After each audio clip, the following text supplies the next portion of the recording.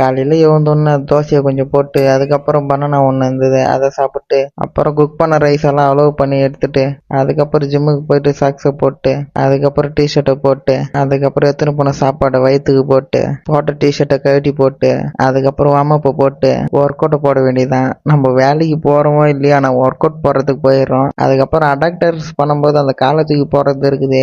ஐயோ ரொம்ப கஷ்டமாக இருக்குதுங்க. ஆனால் நல்ல ஒரு ஃபீலாக இருக்குது இந்த ஒர்க் அவுட்டு. நம்ம ஸ்னோ ஸ்குவாடுக்கு பதிலாக இதை ட்ரை பண்ணலாம், பெட்டராக இருக்குது. அதுக்கப்புறம் லெக் ப்ரெஸ் தான் ட்ரைன் பண்ணேன். பிளேட் எல்லாம் கொஞ்சம் வச்சுட்டு அதை மேலே ஏறி உட்காந்தேன். இது வந்து ஆம்ஸ்ட்ரிங் போக்கஸ் லெக் ப்ரெஸ். கொஞ்சம் மேலே இருந்தால் தான் ஆம்ஸ்ட்ரிங் ஃபுல்லாக வந்து ஸ்ட்ரெச் ஆகும். அதனால இப்படி வச்சு ட்ரைன் பண்ணேன். அதுக்கப்புறம் படுத்துட்டு லெக்கில் போட்டு முடித்தேன். அதுக்கப்புறம் வெர்டிகல் ஸ்குவாடும் அதுக்கப்புறம் லெக் எக்ஸ்டென்ஷனும் வந்து சூப்பர் செட்டு. இதுக்கு மேலே உட்காரணும்னு எதிர்பார்த்தீங்கன்னா ஒரேடியாக உட்கார வேண்டியதான். ஜிம் பக்கமே போக முடியாது. ஃபேட்டு கொஞ்சம் போட்டு வச்சு லெக்கோட கண்டிஷன் கூட தெரிய மாட்டிருக்கு. சீக்கிரம் ஃபேட் பர்சன்டேஜை கம்மி பண்ணுங்க, அப்போ தான் வந்து நல்லா வீடியோ போட முடியும். ஒரு டிசிப்ளினே இல்லை. அதுக்கப்புறம் ஆப்ஸுக்கு ஒரு 3 வேரியேஷனை போட்டு அதுக்கப்புறம் வீட்டுக்கு வந்து சாமான்லாம் கழுவி போட்டு அதுக்கப்புறம் வயிற்றுக்கு சாப்பாடை போட்டு நாளை வந்து முடிச்சுக்கிறேங்க.